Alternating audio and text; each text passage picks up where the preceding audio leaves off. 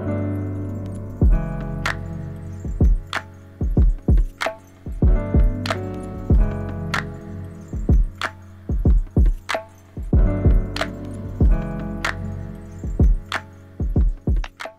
right. Yeah. All right. So this is Hodge Flemings. I'm here today, excited. We are having a series of conversations called Rebrand Black. And what this is about is really about Black excellence, Black genius, and Black innovation. We're talking with thought leaders who are doing amazing work in different sectors of the economy. What we realize is that a large portion of America and brands extract a lot of value from Black culture and from the Black community. But what we want to do is really start dissecting and having conversations so we can look at this in terms of how do we start to build the economic play and things of that nature. So I have the pleasure today of talking to Ashley Bell. He is the co-founder of the Black Bank Fund. He's done a lot of great stuff. And so, Ashley, I'm excited to talk with you today. What I'd like for people who are hearing about you for the first time, can you give us a little bit of your background and some context? Yeah. So I'm a lawyer. I started off my law practice as a public defender.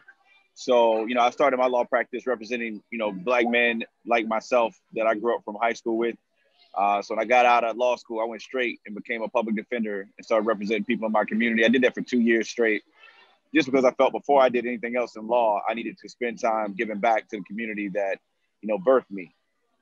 And that gave me just a profound respect for the deficiencies in our systems and the systemic issues that are in our systems, especially as it relates to Black people. From there, I got elected to office in the Atlanta area at age 26, 27. It was a great opportunity for me to learn local government. I've had opportunities to work with the state level and the federal level. I've worked in small business administration for the last couple of years.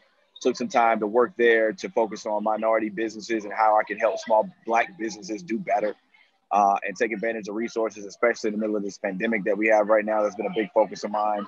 So I just left the SBA, came back out with a couple of realizations that, credit is like water. Every community has to have it to grow. Without credit, you cannot grow. There is no American dream if you can't buy a house. And most people who buy houses do it off of a mortgage, which means somebody extends you credit. So if this dream is going to be for all of us, then we have to make sure that every community has to have that access. And we have to change our vocabulary because, we talk about and we recognize that there's healthcare deserts in this country. There's food deserts that people live in without having access to healthy food. But now we got to realize there's also there are credit deserts where the people in these communities can't get access to credit. And you cannot build wealth in this nation without access to credit. And then if we do get it, many times it's predatory. So for me, my background is as a lawyer. I came out of SBA and now I work at the largest law firm in the world as a partner. I'm at Denton's. Denton's is the largest law firm on the planet. 12,000 lawyers, 72 countries. And I lead public policy, banking and finance. So I put us in a position to win when it comes to making sure that where business, law, and policy intersect, that's where I live. Wow. There's a lot to unpack with that. And you obviously are doing some great work. And what I love is that, that you clearly communicated through your work that giving back and making sure that everything is not just about you, is a part of what you do.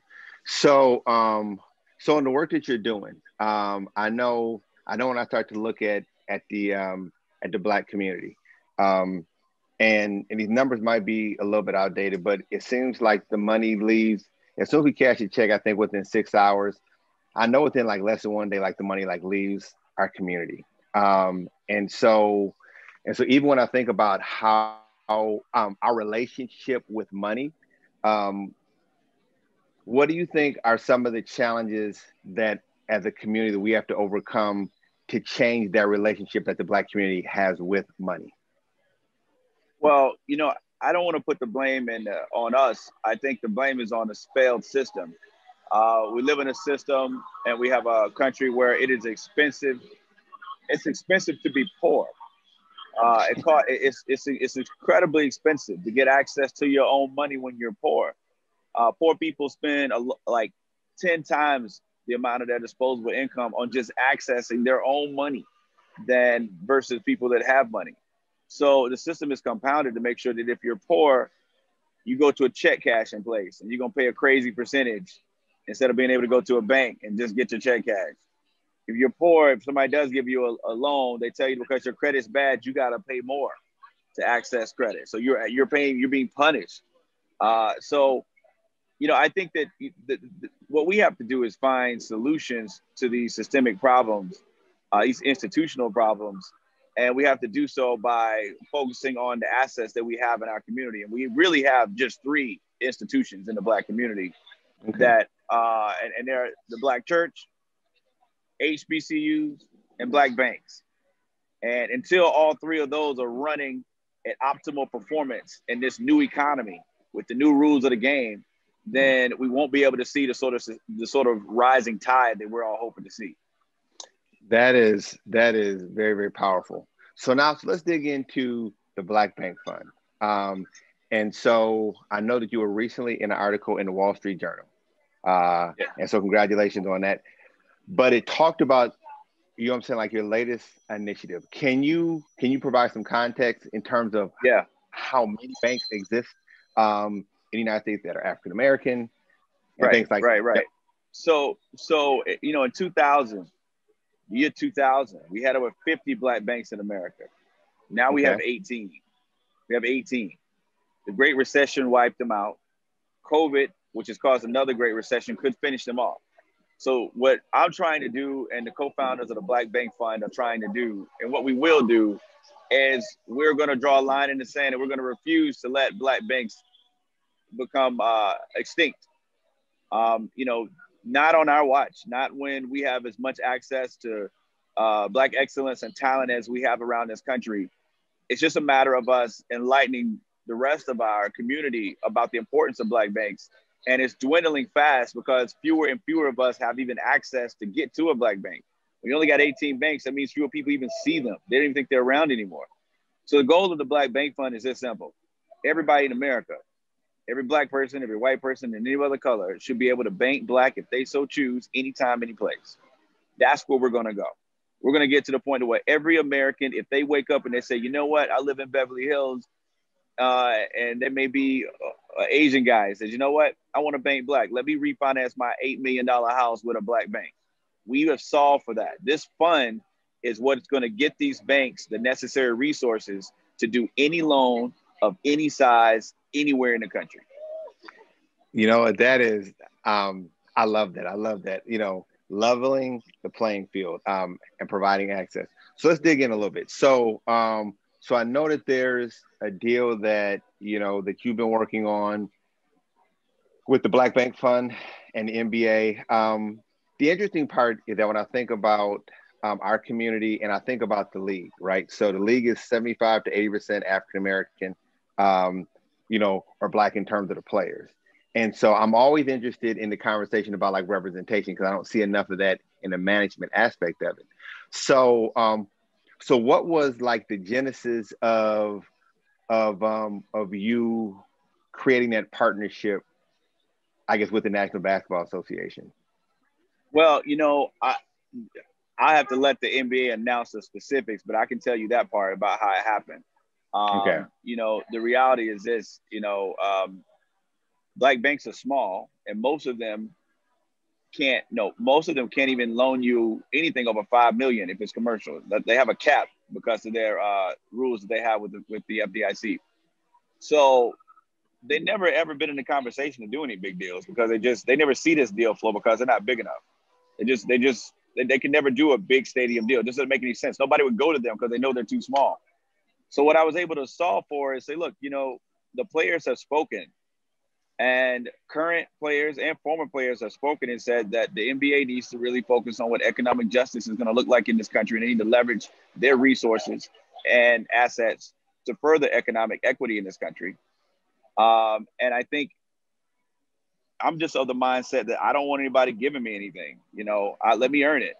So we solved for that by creating a syndicate of black banks. So I represent a black bank syndicate of the majority of black banks in this country. So I'm their lawyer, and on transactions like this. And so what this transaction does is we say, look, we may be too small singularly, but what if together we can form one big bank?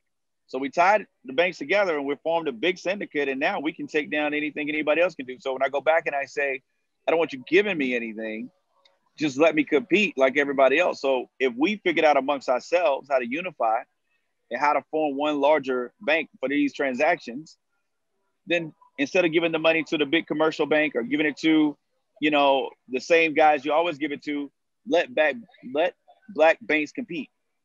Let us compete for it. So now that we've done that, we competed for the deal, and we have some owners that are interested to say, all right, well, you know what? You guys can give me the same deal that I can get at the big box banks, and it's black. And on top of that, because you're over 13 banks tied together, that means that when I do this one loan in one American city, it's actually going to hit 25 cities at one time, because all that money is going to go back to neighborhoods across the country because it took 13 banks to even do the deal in the first place. So it is an extreme return on investment and impact, because one deal in one city, we've now solved for that one deal, helping out communities across the country. Man, I love it. And I didn't want to interrupt you, but there was a point that you brought up that I want to get some clarity on, just because I don't understand it. So, so you said that black banks are not allowed to do a deal when, according to legislation or whatever the regulations are. So real simple, man. It's called Tier 1 capital.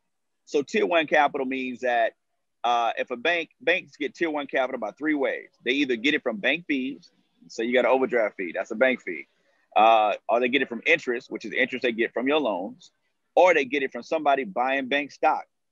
You buy bank stock, that turns into Tier 1 capital. So the rule is this: however much money you got in Tier 1 capital as a bank, you can only loan out 10 times that value. So if I have $1 million in my bank of Tier 1 capital, the max I can loan is 10 million, period. That's just the regulation that the federal government has put aside for banks. So a lot of them don't have a lot of Tier 1 capital because they're relying on fees and they're relying on interest of poor communities, right? So how do you solve for that so they can do these big deals? So that 1 million can be 10 million, and you multiply that 10 million times 10, it's 100 million. How do you do that? That's what the Black Bank Fund does. We go into these banks and we buy bank stock to get them the money quickly so that they can expand and do big deals. And the difference between us, and you hear a lot of other people talk about, oh, we're trying to buy bank stocks and this, that, and the other. When you hear other institutions say that, there's a big difference. And here's the big difference. There's a huge difference between a black bank fund who has one goal, which is support and uplift black banks, versus another bank trying to buy bank stocks because it looks good and it's the right thing to do right now. The difference is when you see somebody saying they're going to buy bank stocks, read the fine print. The fine print always says X bank agrees to buy money in this black bank, and they're going to buy, 10,000 voting shares. Well, that is the key word, voting shares. All these banks want to come in, and all these other institutions want to come in and buy black bank stock, but they want to be able to vote. So once you buy voting shares, it's less black by virtue because somebody else is voting and somebody else is controlling it. What we do is we never buy voting stock.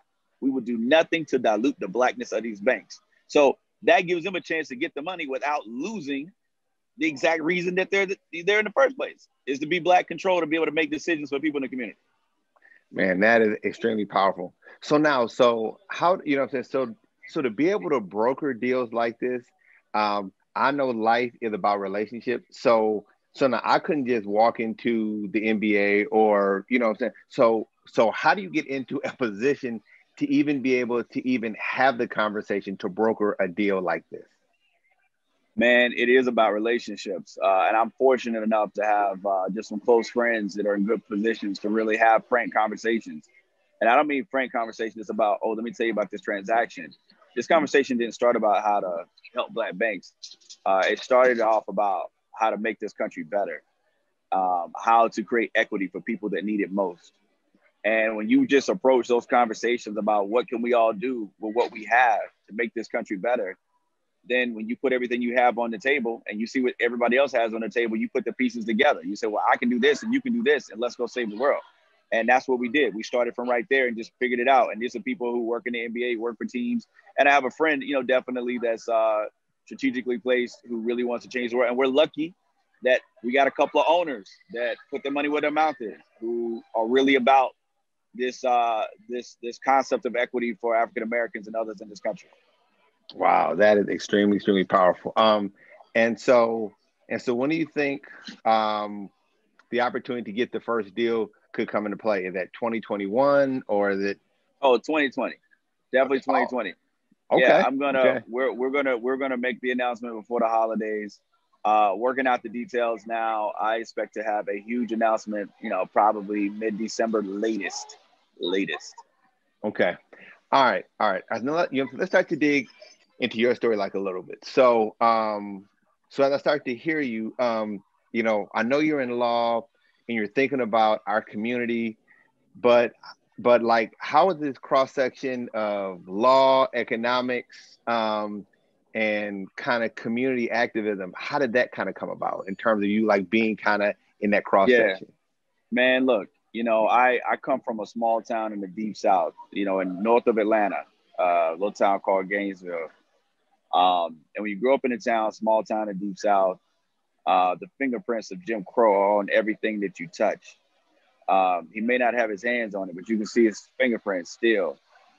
Towns that's got two churches with the exact same name, one black, one white. The railroad tracks are still there, and everything on the one side is not as good as the other side. That is the reality that I grew up in, and like a lot of people in the deep South. So when you are coming in this generation, I come in, I'm not 40 yet, but coming up in my generation, you see the evolution of racial progress, and you got to ask yourself, what is your role in that continuation of the progress? So, the activism side, when I was in college, like a lot of people, I did a lot of things that I felt will openly push that narrative, across the field. But at the end of the day, I went into law because I realized that most critically affected our people. I realized that the criminal justice system has failed. And so I started a nonprofit about 6 years ago that became the, most influential criminal justice nonprofit in the country. It's called the 2020 Bipartisan Justice Center. It's a nonprofit that focuses purely on how do you fix the criminal justice center without getting partisan politics in the way, because many times that holds us back. When we're too busy playing a team sport, we forget that we're the team, not somebody else. Like, this is team. Every day I wake up in my community, that's team. And when you can get around people trying to convince us that we got other teams outside the one that we wake up in every day and it's in our skin every day, then I think that we can get focused when we think about the true team. And so this organization has been the most influential because, we helped pass the First Step Act. We work with Democrats and Republicans to just get solutions done. We kind of stay out of all that other stuff. And so for me, I don't get paid to do that. I feel like every Black person should wake up every day looking for 5 hours they can give a week to making this country better. And so I pay it forward, and the people who are in my organization pay it forward. We don't ask for money for that. We just work at it. Now, when it comes to my job, I got started as a public defender, but I shifted over to municipal finance because I realized that still finances were killing Black cities. So I became a municipal bond lawyer, and I started bailing out Black cities and working with Black cities to do bond deals to help them restructure their debt, to get them out of debt, to make sure their cash flow is right. Because Black cities are very much like Black businesses. It's the exact same problems. So I started representing, different cities. I've done work in Compton all the way to St. Louis, all the way to Atlanta, So, that really helped me get a even deeper understanding of the challenges that our institutions face. So now, brother, it's really with COVID hitting and post George Floyd, we were on the ropes, as a people. And I think we're coming off the ropes, but when you're on the ropes, you have to recognize that you're in a fight. And that fight's going to require you to have very intentional steps and moves to get off the ropes. You get knocked out. So with Black businesses, 48% of them possibly failing because of COVID, I took my role at the Small Business Administration very seriously and did everything I could to help our people realize what the resources were and how to maneuver the system to get what we needed. But I also learned that the reason that Black businesses didn't get the resources they should have got, because we forced everybody to go through a financial system if you're going to get resources. Everybody who was able to get the PPP or whatever was forced to go through a bank. Okay, well, 60% of Black people are either unbanked or don't have a bank. So when the systems got put up like that, I saw us scrambling, and we did what anybody would do when you're afraid. When you're afraid and you don't know what's going to happen next, you retreated to what you thought was going to be the safe haven, Black banks. So everybody who couldn't get a loan or couldn't get help from the bank that's on their phone, you got an app on your phone and you think like, oh, I can just hit this app and make something work. That didn't happen. People were hitting that app and wasn't getting any response. But then they start looking, where's my closest Black bank? Where can I go to find a Black bank that'll take me? And two things happened. 85% of people realized there wasn't a Black bank anywhere near them. And then two, the other ones realized the Black banks were too small or didn't have the capacity to do that lift that was needed to be done when a crisis hit our community. So that woke me up, and that woke a lot of people up in my circle and said, you know what, never again. Never again will we be in a situation where a crisis hits and if we have to retreat back to Black banks to make sure that we have an opportunity to survive. We need them to be in a position to do the job that we need them to do. And the Black Bank Fund is doing that. Wow, I mean, that's amazing. So, so if somebody wanted to, so where would you point people to give them a list of all the Black banks? We may have them listed. We're going to have them listed on our websites, but you can always go to blackbankfund.com. And so blackbankfund.com and talk a little about what we do. But on our board is the president of the National Bankers Association. And the National Bankers Association is the Black Bank Association, right? So that's all the Black banks. So you can go to the NBA as a National Bankers Association, and you can find out information about all of the Black banks that are a member of the association. And we have a close relationship with them. So the president right now is Robert James. He's going to be on our board. And we work, hand in hand because we all know what we got to do. Okay. Man, this is an amazing story, So, so I'm looking forward to following you and finding out more information. So if somebody wanted to follow you online as well too, is there, if it's just going to your website? Yep. Yeah, go to blackbankfund.com, or you can follow me on Twitter at Ashley Bell R, Ashley Bell letter R, or on Instagram at Ashley D Bell. But also follow Black Bank Fund on Twitter. Okay. Well, Ashley, I greatly appreciate you carving out some time with us today and just sharing with us your story. We're definitely going to support. We're going to get this story out there.